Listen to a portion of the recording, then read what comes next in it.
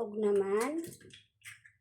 So, maglalagay tayo ng 4 na kilo yung aking pork giniling. So, dadamihan natin siya ng egg. 4, 5, 6, 7. Try muna natin sa 7, guys.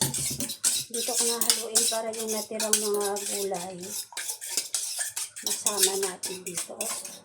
Sayang eh. Meron na ano yan. Timpla asin, paminta, pampalasa. Meron na rin siya mga gulay. So, ayan, ilalagay na natin yung ating itlog. 4 kilos.